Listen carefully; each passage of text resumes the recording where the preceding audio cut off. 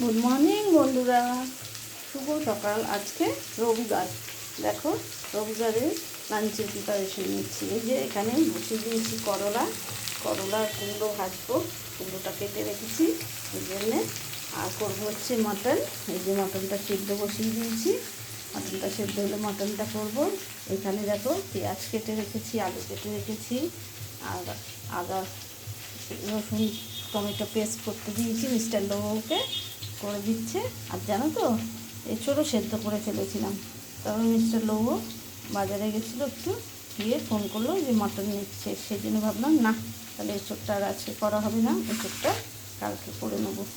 কেন এই গরমে মটন এঁচোড় একসাথে খাওয়া ঠিক না, বলো বন্ধুরা? তোমরা বলো তো, ঠিক বললাম কি না? সেই জন্য এঁচোড়টা থাক, সেদ্ধ করা ফ্রিজে তুলে দেবো, কালকে করবো। এই জন্যে এই যে দেখো, এই রান্না করবো, ব্যাস আর কিছু করবো না, বুঝলে বন্ধুরা? কেননা গরম পড়েছে তো, একসাথে এঁচোড় মাটনটা করা ঠিক হবে না। সেই জন্য ভাবলাম না, থাক, এঁচোড়টা তুলে রাখি, এঁচোড়টা কালকে করে নেবো। কালকে মেয়ের অফিসও আছে, মিস্টার লোকের অফিস আছে, তাদের টিফিনেও একটু দিয়ে দিতে পারবো। সেই জন্য ভাবলাম থাক। দেখো তো, এই যে করলাটা ভাজা হচ্ছে আর কুমড়োটা কাটা রয়েছে। এখানে আমি আলু পেঁয়াজও কেটে রেখেছি, দেখো, দেখতে পাচ্ছ বন্ধুরা? ভিডিওটা বেশি লেন্দি করলাম না, এখানেই শেষ করলাম।